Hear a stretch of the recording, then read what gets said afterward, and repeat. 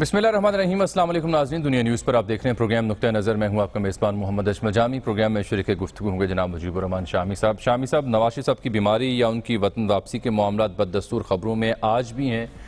फैटअप पर 2 बिल थे, कल अपोजिशन ने सेनेट में मुस्तरद किया। पार्लियामान का जॉइंट सेशन बुलाया जाएगा, एतराज़ किया था, उस पर बात करेंगे। और फिर कराची की सूरत हाल, जहाँ पर सैलाब ही सैलाब है, बल्कि समंदर की सी सूरत हाल है पूरे शहर कायद में, और सिंध में भी सैलाबी सूरत हाल है। पाक फौज के दस्ते अब हरकत में हमें दिखाई दे रहे हैं।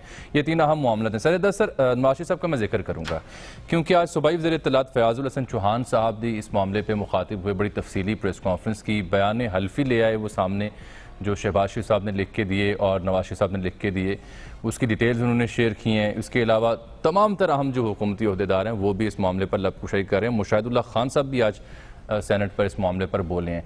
तो सबसे पहले ये देखिए कि फयाजुल हसन चौहान साहब इस मामले पर क्या कहते हैं। अगर नवाज शरीफ साहब वापस ना आए तो जनाब शहबाज शरीफ साहब तैयारी पकड़ लें नाअहल होने के लिए। शहबाज शरीफ साहब को नाअहल होने से दुनिया की कोई ताकत नहीं रोक सकेगी। इन 2 डॉक्यूमेंट्स की बुनियाद पर जो आपने गवाही दी है, नवाज शरीफ साहब जिस तरह गुलहरी की तरह जहाज पे सवार हुए थे ना, उसी तरह गुलहरी की तरह भागते हुए पाकिस्तान आ जाए, इसी में उनकी जनाब बेहतरी है। मौलाना फजल रहमान साहब को फोन भी किया, कहते हैं पेशियों पे नहीं जाना नैब की, जेल भरो तहरीक शुरू करो। जनाब अगर जेल भरो तहरीक शुरू करनी है तो नवाज शरीफ साहब पहले आप आए, जेल भरें, हुसैन नवाज साहब को भेजें, जेल भरें, इसहाक डार साहब को भेजें, जेल भरें, खुद ते जनाब मिठी मिठी ठंडी ठंडी वाह तो जनाब मौलवी फजल रहमान नूं जनाब कहो जी कि जहर खाओ। एफिडेविट और जो हाई कोर्ट का डिसीजन था उस पर लिखा था कि ये जो 8 हफ्ते आप जा रहे हैं उसमें आप हर 15 दिन बाद पंजाब हुकूमत को ऑथेंटिक हस्पताल के ऑथेंटिक डॉक्टर और फिजिशियन की 15 रोज़ा रिपोर्ट भेजेंगे। तो फिर आखिरी रिपोर्ट को देखकर पंजाब हुकूमत मेडिकल बोर्ड के जो मुसलसल उनको देखता चला आ रहा था, उसकी आरा की रोशनी में फैसला करेगी और अदालत को रिकमेंडेशन भेजेगी कि इनकी जमानत को एक्सटेंड किया जाए या ना किया जाए। जनाबे वाला रत्ती बराबर इन्होंने कख तोड़ के 2 नहीं किया इस पूरे इशू में। तो अब बताएं फिर क्या करें। अब उस हाई कोर्ट के फैसले में क्या तय हुआ था, एफिडेविट में मजीद क्या लिखा गया था, किस तरह से वापस लाया जा सकता है नवाज शरीफ साहब को, इस मामले पर शामी साहब से तफसीली हम बात करेंगे। लेकिन शेख रशीद साहब को लगता है कि नवाज शरीफ साहब वापस शायद ना आए। इमरान खान की कोशिश है कि इस काम को पाया तकमील तक पहुँचाया जाए। जिस काम पे वो अड़ जाता है उसको पूरा करके रहता है। आता है कि नहीं आता, मेरे ख्याल में नहीं आएगा। शेख साहब जो कल क्यों नहीं आएंगे, उसे पता है कि देखें 1 सितंबर जो है वो बड़ी अहम है। 1 सितंबर को उनके केसेस लग रहे हैं। NRO जिसने भी दिया था, जिनको समझ है उनको पता है किसने दिया था, लेकिन इमरान खान को दुख बढ़ा कि वो उसके हाथ से निकल गया। और इस सूरत हाल से पहले हम देख रहे हैं कि फवाद चौधरी साहब और यास्मीन राशिद साहिबा के बयान आ रहे हैं। दोनों क्या फरमाते हैं, जरा एक झलकी देखिए। Fawad Chaudhary number 1 is not a doctor, और बहुत सारी चीजों के बारे में उनको इस तरह इन्फॉर्मेशन नहीं पता जिस तरह मुझे पता है।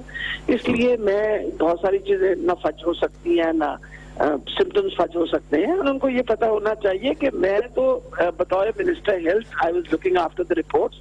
इम्पोर्टेंट ये चीज है कि ये सारी रिपोर्ट्स वगैरह जो है वो पैथोलॉजिस्ट थे, इसके अंदर कार्डियोलॉजिस्ट शामिल थे, इसमें हीमेटोलॉजिस्ट शामिल थे, बहुत सारे डॉक्टरों का एक आपको पता है 9 लोगों का बोर्ड बना हुआ था, उन्होंने रिपोर्ट्स दी हैं।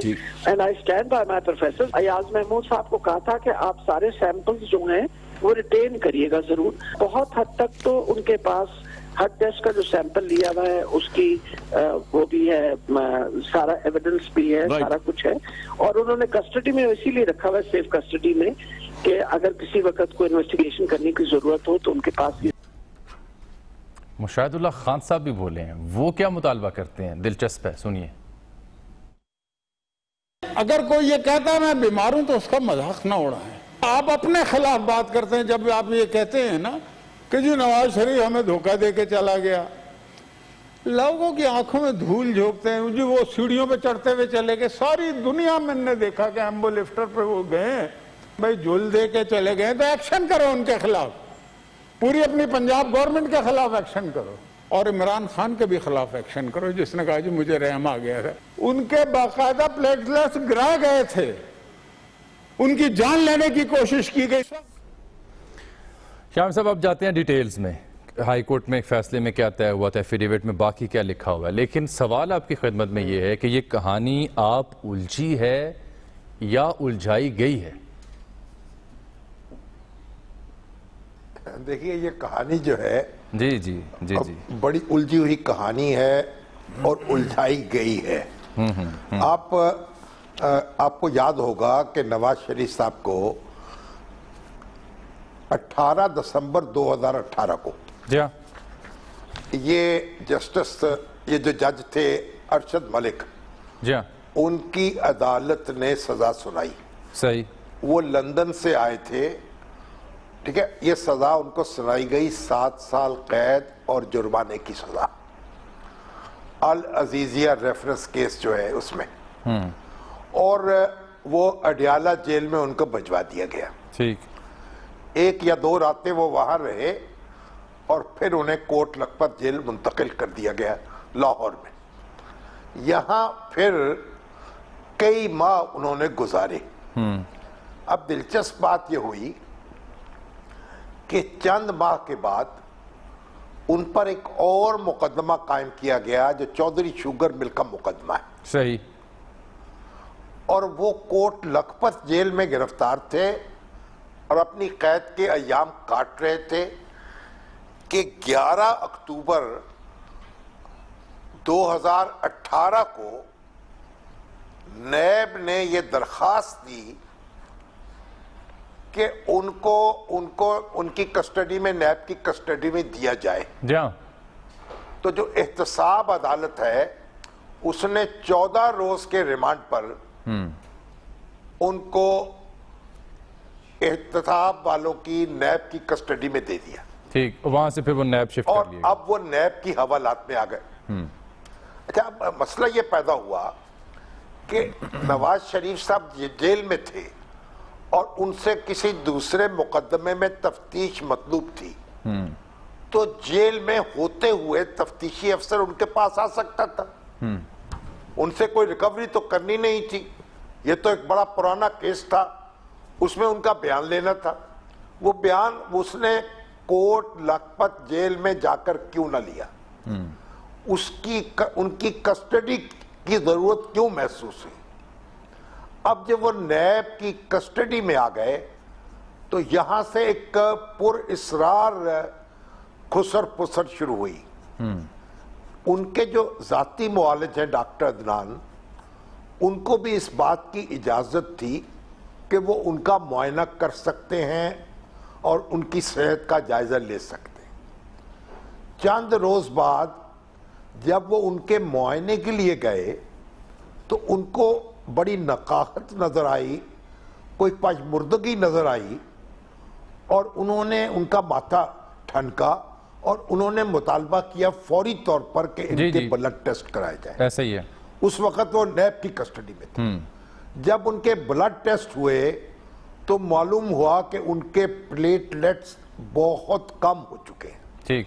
اور اسی دوران میں جو حسن نواز نہیں حسین نواز, انہوں نے یہ بیان دیا, جو نواز شریف صاحب کے بیٹے ہیں, کہ ان کو نیب کی کسٹڈی میں رکھ کر ایک سلو پوائزننگ کی جا رہی ہے. انہوں نے الزام عائد کیا تھا اور ان کی جان خطرے, یہ الزام عائد کیا, ان کی جان خطرے میں ہے. اب جس طریقے سے ان کو نیب کی کسٹڈی میں لیا گیا تھا, پھر یہاں جس طرح سے پلیٹلیٹس ان کے گرے تھے, اس کی وجہ سے پھر جب یہ بات پھیلی تو پھر ہاتھ پاؤں پھول گئے سارے حکام کے, اور فوری طور پر ان کو سروسز ہاسپٹل میں شفٹ کیا گیا. جی ہاں, وہ رات ہمیں یاد ہے وہاں جب ان کے پلیٹلیٹس جو ہیں, جی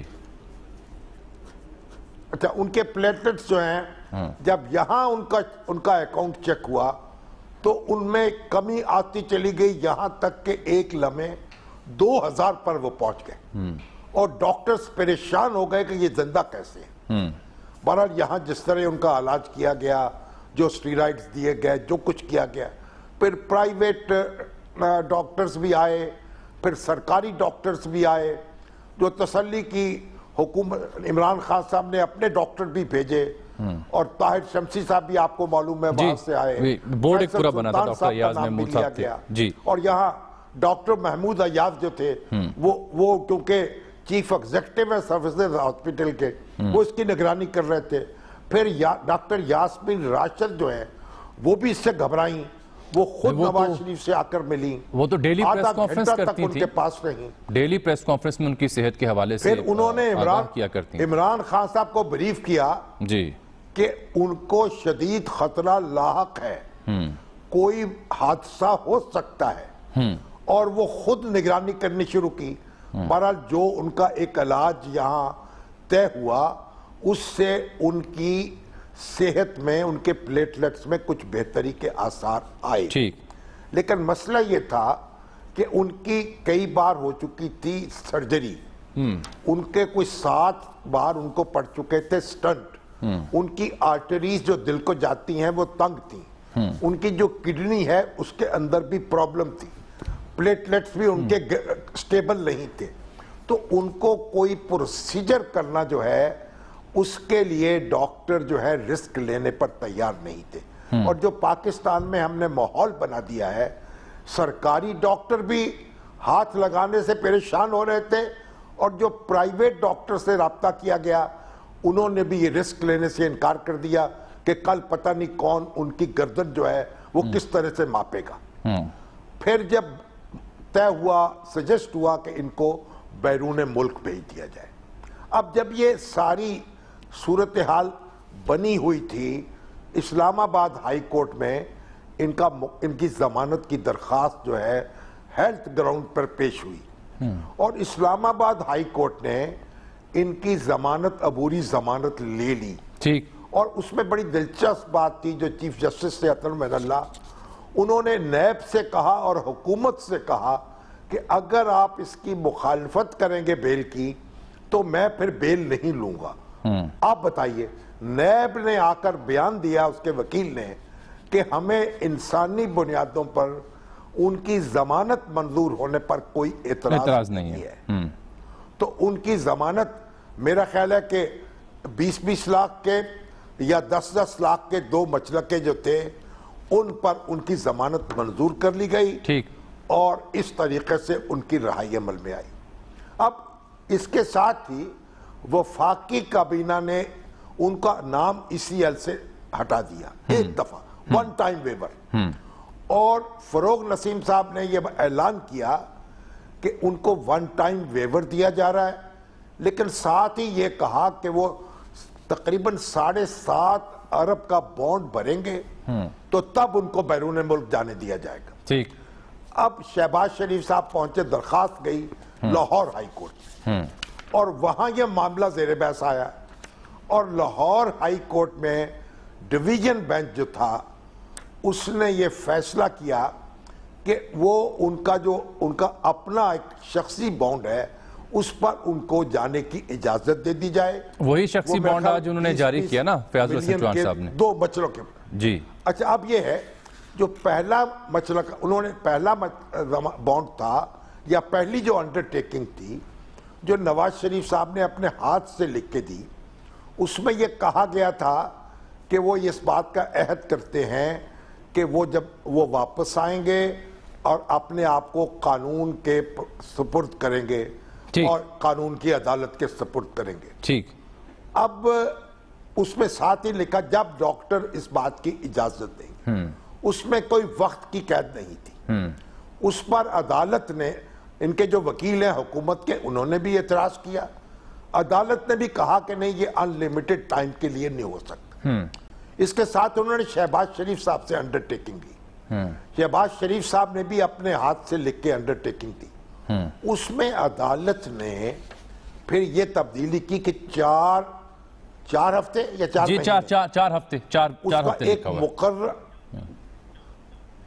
उनको जाने की एक मुद्दत के लिए उनकी बेल मंजूर की, और उसके बाद ये कहा कि अगर उनके डॉक्टर्स इस बात की इजाजत नहीं देंगे तो फिर जो एक एम्बेसी का अफसर है उसको एक्सेस दी जाएगी उन तक, उनके डॉक्टर्स तक, اور وہ ان سے مل کر رپورٹ دے گا، اور اس کے ساتھ ہی یہ کہا کہ ایک رپورٹ باقاعدگی سے ان کی صحت کے بارے میں عدالت کے پاس جمع کرائی جاتی رہے گی، اور اگر اس انڈرٹیکنگ کی پیروی نہ کی گئی، اس کی پاسداری نہ کی گئی، تو پھر عدالت کے حکم میں لکھا ہوا ہے کہ پھر توہین عدالت کی کارروائی ہوگی یا ہو سکتی ہے۔ چلیں یہ تو ہو گیا پورا توہین عدالت کی جو کارروائی ہے جی۔ اب آپ دیکھیں وہ جو اگر توہین عدالت کی کارروائی کسی رکن قومی اسمبلی پر یا رکن صوبائی اسمبلی پر ہو جائے اور اس کو سزا دے دی جائے تو وہ پھر ڈسکوالیفائی ہو جاتا ہے، اپنی نشست کو بیٹھتا ہے۔ وہی چوہان صاحب بھی وہی کہہ رہے ہیں نا، یوسف رضا گیلانی جی وزیر اعظم تھے، لیکن سوال یہ ہے انہوں نے انڈرٹیکنگ تو لہرائی، اس کے الفاظ نہیں پڑھے۔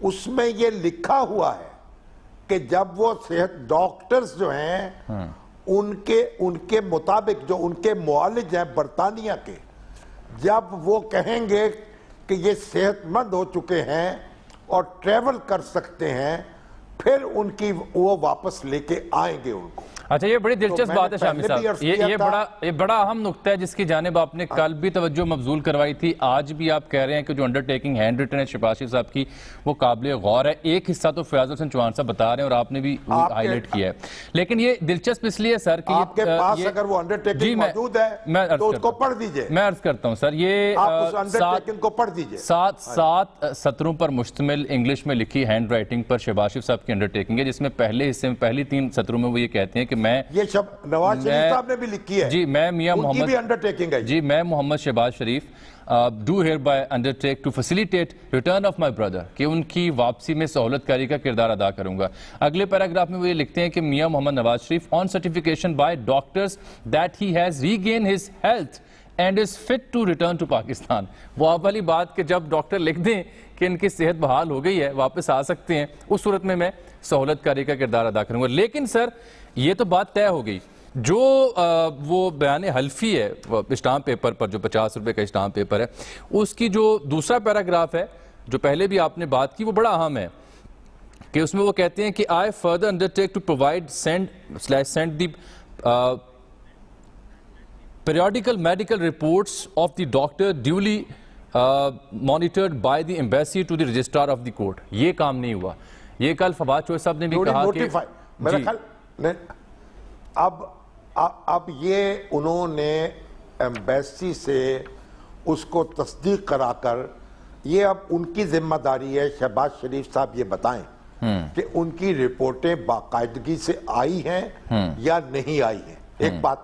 دوسری بات یہ کہ جو ایمبیسی کا افسر ہے اس نے ایکسیس مانگی ہے ڈاکٹر تک یا نہیں مانگی ہے۔ یہ فواد چوہے صاحب نے کل کہا تھا کہ مانگی تھی، ڈینائی کی گئی۔ ڈاکٹرز ان کو دیکھیں اگر ڈینائی کی گئی اسی وقت ان کو عدالت میں جانا چاہیے تھا۔ اب مسئلہ یہ ہے کہ ان کے جو ڈاکٹرز ہیں برطانیہ میں موجود ہیں وہ ان کے بارے میں کیا کہتے ہیں، وہ ان کو ٹریول کی اجازت دیتے ہیں یا نہیں دیتے۔ بنیادی نقطہ یہ ہوگا اگر وہ ڈاکٹر ان کو اجازت نہیں دے یہ شامی صاحب یہ جو تو پھر دنیا کی کوئی طاقت جو ہے یہ نہیں کہہ سکتی کہ آپ اسی حالت میں ان کو لے کے آئیں۔ شہباز شریف صاحب جو ہیں وہ خود جو بیان حلفی ہے اس کے آخری پیراگراف میں یہ کہتے ہیں کہ وہ انڈرٹیک کرتے ہیں کہ فیڈرل گورنمنٹ کو جب یہ کریڈیبل انفارمیشن مل جائے کہ نواز شریف صاحب جو ہیں وہ باہر رہ رہے ہیں despite his fitness to travel، تو اس صورت میں ایک representative from Pakistan high commission would have a right to meet with his physicians to verify or confirm about his health۔ یہ تو خود وہ اختیار دے رہے ہیں بیان حلفی میں، لیکن اس کے باوجود آن ریکارڈ کل فواد چوہے صاحب نے کہا کہ اس ریپرزینٹیٹیو کو ان تک نہ ایکسیس دی گئی، نہ ان کے ڈاکٹرز تک ایکسیس دی گئی، اور نہ ان کی میڈیکل رپورٹس 15 دن کے وقفے کے بعد سبمٹ کی گئی ہیں۔ یہ فواد چوہے صاحب نے کل ہمارے پروگرام میں کہا، یہ نقطہ تو قابل اعتراض ہے نا۔ پھر شہباز شریف صاحب نے اس کا مطلب اپنی انڈرٹیکنگ جو ہے اس پر منو عمل نہیں کیا، اور نہ ہی نون لیگ نے اس بارے میں کوئی جواب دیا ابھی تک۔ فواد چودھری صاحب تو بہت کچھ یاسمین راشد صاحبہ کے بارے میں بھی کہتے ہیں، وہ کہتے ہیں تو گائنکالوجسٹ ہیں، ان کو کیا پتا اور معاملات کیا ہوتے ہیں، یعنی وہ تو گائنکالوجسٹ بھی نہیں ہے، ہمارے یہ جو ہیں فواد چودھری صاحب، لیکن بڑی بے تکلفی سے وہ میڈیکل رپورٹوں پہ اظہار خیال کرتے ہیں۔ گزارش یہ ہے کہ یہ ایک تفصیل ایسی ہے جو سامنے آنی چاہیے۔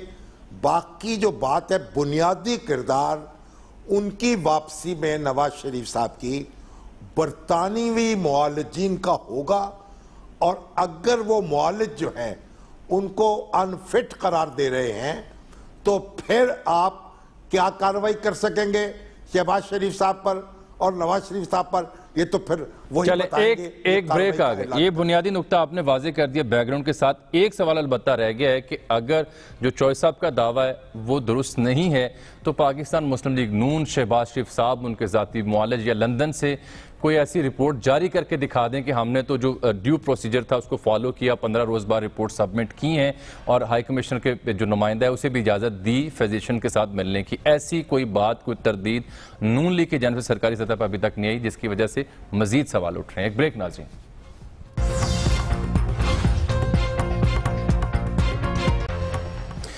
ویلکم بیک ناظرین۔ بریک سے پہلے ہم نواز شریف صاحب کی صحت اور ان کی وطن واپسی کے حوالے سے بات کرتے ہیں، حکومتی موقف کی بات کرتے ہیں۔ فواد چوئی صاحب نے کل کہا تھا کہ ان کی میڈیکل رپورٹس ڈیولی ٹیسٹڈ جو ہے ان کی اطلاع کے مطابق وہ پیش نہیں کی جاتی، وہی نقطہ میں نے بریک سے پہلے اٹھایا۔ تو شام صاحب، ڈاکٹر عدنان جو نواز شریف صاحب کے ذاتی معالج رہ چکے ہیں، انہوں نے یہ 28 جولائی کو یعنی پچھلے ماہ کی 28 تاریخ کو ایک ٹویٹ کی تھی جس میں انہوں نے ڈاکٹر ڈیوڈ لارنس کا 2 صفحات پر مشتمل جو میڈیکل سرٹیفکیٹ ہے دستخط شدہ، اور وہاں پہ قانونی حوالوں سے جو نوٹری کا سرٹیفکیٹ ہے وہ بھی ساتھ نتھی کر کے تو انہوں نے پبلک کیا ہوا ہے، جس میں ڈاکٹر ڈیوڈ لارنس نے بتایا ہوا ہے کہ وہ اس سے پہلے 4 دسمبر 2019، 21 دسمبر 2019، 13 جنوری 2020، 12 فروری 2020، 18 مارچ 2020 اور 28 اپریل 2020، اور پھر یہ 28 جولائی کی بھی میں نے ذکر کر دیا، وہ ان موقعوں پر رپورٹ لکھ کر نواز شریف صاحب کی فیملی کو دے چکے ہیں، جو کہ ڈاکٹر عدنان کے بقول دی جاتی رہی ہے۔ اس میں آخری رپورٹ میں جو ڈاکٹر لارنس لکھتے ہیں وہ یہ کہتے ہیں کہ ان کا ایک کارڈک پروسیجر ہونا ہے، ان کی باقی جو پوری تفصیلات ہیں بیماری کی وہ بھی لکھیں، ادویات بھی لکھیں، اور آخری پیراگراف میں لکھا ہے کہ چونکہ کارڈک پروسیجر ہونا ہے اور ان کے معالج لندن میں مقیم ہیں اور ان کی صورتحال سے بخوبی آگاہ ہیں، لہٰذا وہ ایڈوائز کریں گے کہ نواز شریف صاحب لندن یا لندن کے کلوز ویسینٹی میں کہیں رہیں تاکہ ان کی بہتر نگہداشت کی جا سکے۔ یہ ہے سر جواب اس سوال کا جو چوئی صاحب نے اٹھایا تھا۔ دیکھیے، بات یہ ہے کہ اصل میں تو مجھے جیسے شیخ رشید صاحب نے کہا کہ عمران خان صاحب کو اس بات کا افسوس ہے کہ وہ ہاتھ سے نکل گئے ہیں۔ اب بتائیے، آپ اس کی داد دیجئے یا کیا کہیے؟ اور پھر یہ گویا افسوس اس بات کا ہے جو بار بار ان کی صحت پہ سوال اٹھائے جاتے ہیں۔ اگر ایک شخص چہل قدمی کر رہا ہے یا ایک شخص کہیں چائے پی رہا ہے اور اس کی تصویر، یہ آپ کو کس نے کہا ہے کہ آپ بیمار وہی ہوتا ہے جو بیڈ ریڈن ہو؟ ٹھیک، بے شمار امراض ایسے ہیں جن کے بیمار جو ہیں ان کو ڈاکٹر کہتے ہیں کہ آپ واک کریں، ڈاکٹر کہتے ہیں کہ تھوڑا سا موو کریں، اور یہ یعنی گویا افسوس اس بات کا ہو رہا ہے کہ ان کی صحت بہتر کیسے ہو گئی ہے اور وہ زندہ سلامت کیسے ہیں۔ یہ ہمارے دوستوں کی جو گفتگو سنتے ہیں اس سے معلوم ہوتا ہے کہ وہ یہ سمجھ رہے تھے کہ وہ چند روز کے مہمان ہیں، اور اب کیونکہ وہ ان کی صحت بہتر ہو رہی ہے اور ڈاکٹر یاسمین راشد کہہ رہی ہیں جو علاج ہم نے تجویز کیا تھا، جو شروع کیا تھا، اس کے نتیجے میں ان کو سٹیبل ہوئے ہیں، تو بجائے اس کے کہ اس پہ شکر ادا کریں، اس پہ ان کو پیغام بھیجیں خوشی کا، مسرت کا، تو یہ کیا اسلوب ہے کہ اس پر آپ ماتم شروع کر دیں کہ یہ بندہ صحت یاب کیوں ہو رہا ہے؟ اور یہ پھر آپ مجھے بتائیں، ایک آدمی جو بیمار ہوتا ہے وہ ہر وقت ایک ہی طرح بیمار رہتا ہے، اس میں کوئی بہتری کے آثار نظر آئے تو آپ یہ نہیں، آپ سینہ کو بھی شروع کر دیں، یہ کوئی اچھی بات نہیں ہے۔ عمران خان صاحب کا بڑا احترام ہے مجھے، ان کی سپورٹس مین اسپرٹ نہیں ہے، وہ اتنے بڑے کریکٹر ہیں، اتنے بڑے سپورٹس مین ہیں، یہ ابھی وہ آپ اس پر غور کریں۔ شامی صاحب، ڈاکٹر عدنان صاحب کے ٹویٹ کو میں نے ریفر کر دیا، بتا بھی دیا، لیکن ان کا میسج بھی آ چکا ہے کہ وہ یہ کہتے ہیں کہ ہم نے جو میڈیکل سمریز ہیں नोटराइज्ड करके attested by UK foreign office और attested bye Pakistan high commission in London regularly हमने लाहौर हाई कोर्ट और गवर्नमेंट ऑफ पंजाब को इरसाल की हैं। ये उनके ज़ाती मौलिज का ऑफिशियल मौक़िफ़ आगे जो मैंने बयान कर दिया। अब आपको कराची ले चलते हैं शामी साहब। सूरत हाल आज भी बददस्तूर के संगीन है, पानी है, जगह जगह पानी है सर, सैलाबी सूरत हाल है। अब पाक फौज को रात गए आर्मी चीफ की हिदायत गई, वज़ीर आज़म भी मुतहरिक हुए, उन्होंने वफाकी इदारों को अहकामात जारी किए।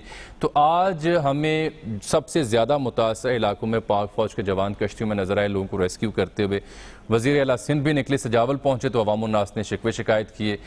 एक बड़ा अहम सवाल है जो मैं आपकी खिदमत में रखूंगा कि जो पीपल्स पार्टी की शिकायत होती है उसके तनाजुर में, लेकिन असलम खान साहब को आज हमने कॉन्टैक्ट किया, ब्यूरो चीफ कराची, उनसे हम बात करते हैं। असलम साहब, एक तो कराची में आज कौन से एरियाज हैं जो आज भी बददस्तूर मुतासिर हैं, और फिर सिंध भर की सूरत हाल का क्या जायजा आपने लिया? देखिए जामी साहब, अगर हम बात करें कि कराची में आज कौन से इलाके ज़्यादा मुतासिर हुए हैं, तो कल जब आर्मी पहुंची थी शहरियों की मदद के लिए, तो जो डिस्ट्रिक्ट मलीर है, ज़िला मलीर के मुख्तलिफ इलाके हैं वो ज़्यादा मुतासिर हुए हैं। उसकी वजह यह है कि जो मलीर नदी है उसके रास्ते में जिस तरह तजावुज़ात आई हैं, तो उसका खुमियाजा ये भुगतना पड़ा है कि कल मुख्तलिफ इलाके मलीर नदी के ओवरफ्लो होने की वजह से मुतासिर हुए। जो मज़ाफ़ाती इलाके हैं वो भी और जो शहरी इलाके हैं वो भी इससे मुतासिर हुए।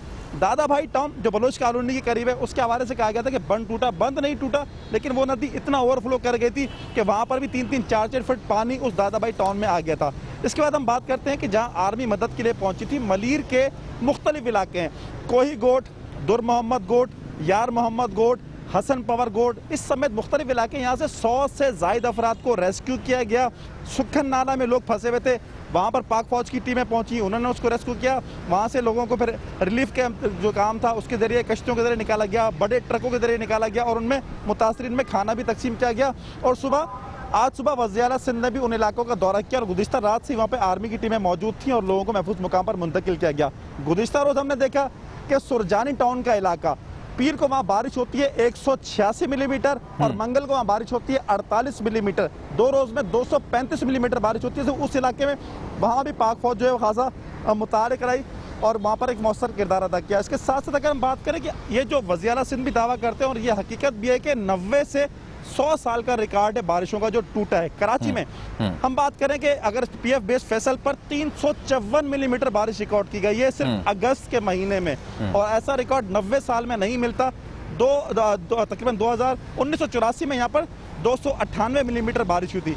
जामी साहब, आपने मुझसे कहा सिंध का मीरपुर खास में इस वक्त 301 मिलीमीटर बारिश रिकॉर्ड की गई है अगस्त में, और 2011 में यहाँ का जो रिकॉर्ड था वो 163 मिलीमीटर था, यानी दुगनी से भी ज्यादा।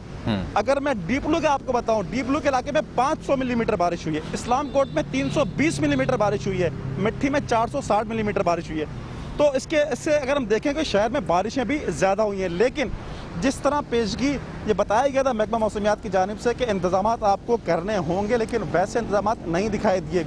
अच्छा ठहरिए कराची की असलम साहब ठहरिएगा, कराची की सूरत हाल तो लम्हा बलम्हा आपके हैदराबाद की जी मौदूरी शामी साहब आ रहा हूँ। ये हैदराबाद की क्या सूरत है, वही मैं जानना चाह रहा था सर कि कराची की लम्हा बलम्हा सूरत हाल तो हम पेश कर रहे हैं विजुअल्स के साथ तमाम छोटे मोटे टाउन्स की।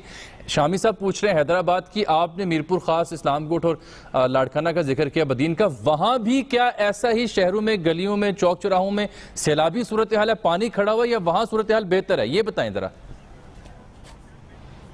सर आपने बात की, शामी साहब ने भी कहा हैदराबाद में 100 मिलीमीटर बारिश हुई है, लेकिन सूरत हाल बहुत खराब रही है कराची की तरह 100 मिलीमीटर बारिश पे।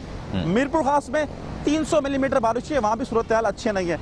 लेकिन जहाँ तक जामी साहब अगर हम मिट्टी की बात करें, डेपलो की बात करें और इसके साथ इस्लाम कोट, वहाँ पर बहुत ज़्यादा इलाका जो हम कहेंगे कि जिस तरह वो एक डेजर्ट एरिया है, सहरा है, रेगिस्तान का है और ज़मीन बहुत ज़्यादा खुश्क है, आबादी इतनी नहीं है, तो वहाँ पर इसलिए कम मुतासर हुआ है। लेकिन हैदराबाद में 100 मिलीमीटर पर जिस तरह बारिश हुई और वहाँ अगर हम कहें कि इंतजामिया नाकाम नजर आती है कि 24 से 26 अगस्त 3 दिनों में 100 मिलीमीटर बारिश पे वहाँ पर सड़कें। अच्छा आप साथ रहे असलम साहब साथ रहे शामी साहब, आप देखिए अब जब से हम कराची को डिस्कस कर रहे हैं, चाहे सईद गनी साहब हों, मुर्जा वहाब साहब हों या कादिर पटेल साहब हों, जो हमने पिछले 10-12 दिनों में उनसे गुफ्तगू की, तो वो ये बताते हैं कि जी कराची में चूंकि MQM की मेयरशिप रही, MQM की सीटें रहीं, तो यहाँ पे वो काम हम नहीं कर सके जो करना चाहते थे। बाकी शहरों में क्या जवाब होगा फिर शामी साहब?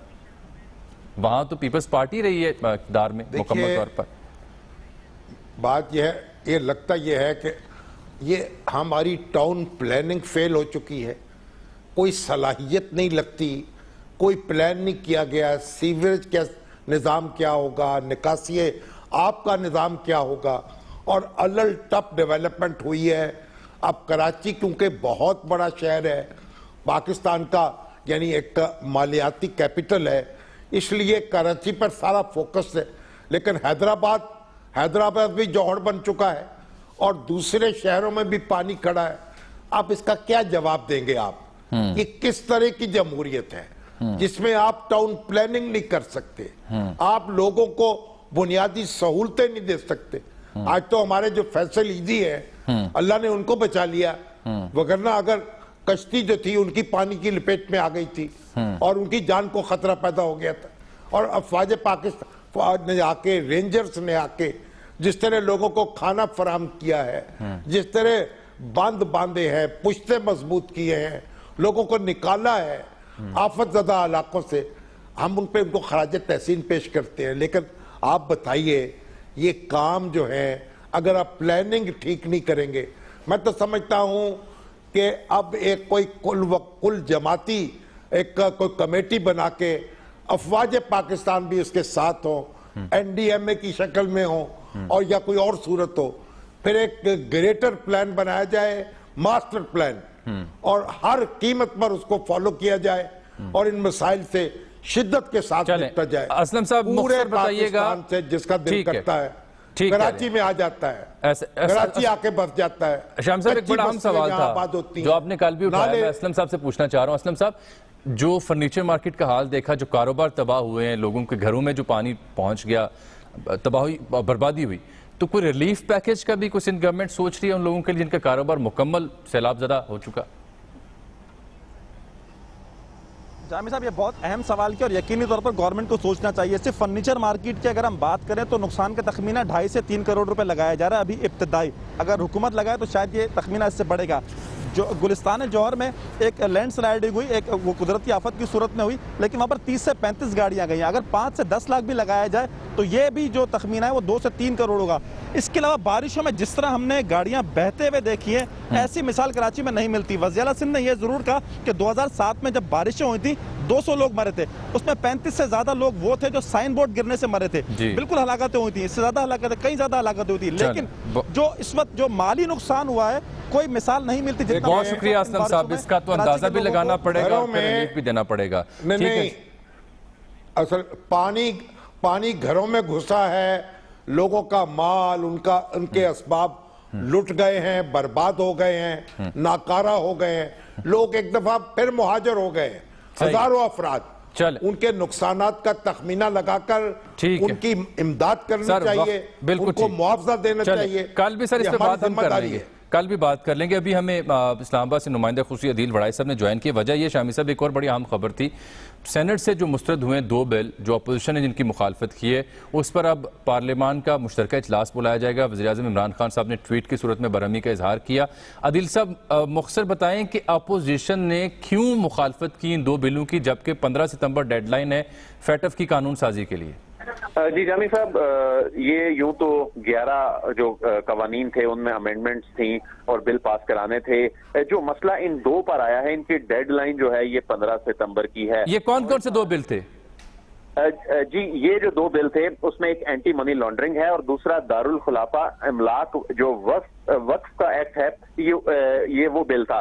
جو مین مسئلہ ہے ان دونوں بلوں میں وہ صرف ایک شق سے متعلق تھا. جو اینٹی منی لانڈرنگ کا سیکشن 12 ہے اس میں یہ لکھا ہوا ہے کہ نان کوگنیزیبل سے یہ جو جرم ہے یہ کوگنیزیبل بنا دیا گیا ہے. اس میں کہیں ایسی بات نہیں لکھی جو کہا جا رہا ہے کہ وارنٹ سے متعلق کہ وارنٹ جاری کیے بغیر گرفتاری ہو جائے. لیکن ماہرین یہ کہتے ہیں کہ جب کوئی کوگنیزیبل بن جاتا ہے، قانون میں یہ چیز لکھی ہوئی ہے، اس کی تشریح ہے کہ پھر اس میں جو قانون نافذ کرنے والے ادارے ہوتے ہیں ان کو بغیر وارنٹ کے گرفتاری کا اختیار مل جاتا ہے. تو بنیادی طور پہ صرف یہی ایک نقطہ تھا جس کی وجہ سے دوسرے بل کے حوالے سے بھی کچھ امینڈمنٹ ضرور تھی، لیکن وہ اتنا بڑا ایشو نہیں تھا. لیکن اپوزیشن کا مین اعتراض یہ جو سیکشن 12 ہے اس نے ایک لفظ کی جو ترمیم ہے اس کے اوپر تھا، اور اب یہ پارلیمنٹ کا مشترکہ اجلاس جو ہے یہ عاشورہ کے فوری بعد بلانے کا فیصلہ کیا گیا ہے۔ بہت شکریہ عدیل وڑائچ صاحب۔ آسن اقبال صاحب آج شامی صاحب مخاطب ہوئے ہیں تو انہوں نے کہا کہ یہ ہٹلر نہیں ہم عمران خان صاحب کو بننے دیں گے، لیکن ایک اور بیان بھی انہوں نے دیا، بڑا اہم بیان تھا ان کا، ذرا میں آپ کو وہ سنانا چاہ رہا ہوں، گو کہ میرا دل تھا کہ اس بیان کے اوپر پروگرام شروع کریں اور تفصیل سے بات کریں، لیکن سنیے۔ میں امید کرتا ہوں کہ ہماری عسکری قیادت اس کا نوٹس لے گی۔ یہ حکومت ہمارے عسکری اداروں کو ملوث کر رہی ہے اپنے ظالمانہ اقدامات کو قائم کرنے کے لیے اور لوگوں میں بیچنے کے لیے۔ ہمیں یقین ہے کہ ہماری فوج کا، ہمارے عسکری اداروں کا حکومت کی اس انتقامی کارروائی سے کوئی تعلق نہیں ہے، چونکہ ہمارے عسکری ادارے، ہمارے قومی ادارے غیر سیاسی ہیں، وہ سیاست سے دور ہیں، لیکن یہ حکومت ایک ایسا تاثر پیدا کر رہی ہے کہ ہمارے قومی ادارے حکومت کی جو انتقامی کارروائیاں ہیں اس میں شریک ہیں۔ یہ ملک کی سلامتی کے لیے تاثر ٹھیک نہیں ہے، میں اس کی شدید مذمت کرتا ہوں۔ اب سر کاش یہ خاکسر وہاں ہوتا اور احسن اقبال صاحب سے یہ سوال پوچھ سکتا کہ کیا آپ کی اس رائے سے آپ کی جو قائد ہیں وہ بھی متفق ہیں، یعنی نواز شریف صاحب اور مریم نواز صاحبہ؟ دیکھیے اصل میں اگر کیونکہ آپ وہاں نہیں تھے اور وہ سوال نہیں پوچھ سکے تو اس لیے اس سوال کو اپنے پاس رکھ لیجئے فی الحال۔ سر رکھ لیے، جب وہاں جائیں گے یا احسن اقبال صاحب آئیں گے تو پوچھ لیجئے گا۔ بنیادی بات یہ ہے کہ انہوں نے بڑی اہم بات کی ہے، اس پر ہمارے اداروں کو غور کرنا چاہیے۔ اور دوسری بات یہ ہے کہ وارنٹ جاری کیے بغیر کسی کو گرفتار کرنے کا جو اختیار ہے، ہمارے یہاں اس طرح کے اختیارات بڑے مس یوز ہوئے ہیں۔ عمران خان صاحب شہری آزادیوں کے بڑے علم بردار رہے۔ رضا ربانی صاحب نے کہا ہے کہ وہ یہ بل پڑھ لیں تو شاید وہ بھی اس کی سپورٹ نہ کرے۔ اس طرح کے یہ کبھی وہ ممالک جو ایف اے ٹی ایف کے میں بیٹھے ہوئے ہیں، وہ شہری آزادیاں ہر ملک میں موجود ہیں، وہ اس طرح کی قانون سازی تجویز نہیں کر سکتے۔ خدا کے لیے ایسے قانون نہ بنائیں جن کو مسیوز کیا جا سکے، شہری آزادیوں کو سلب کیا جا سکے۔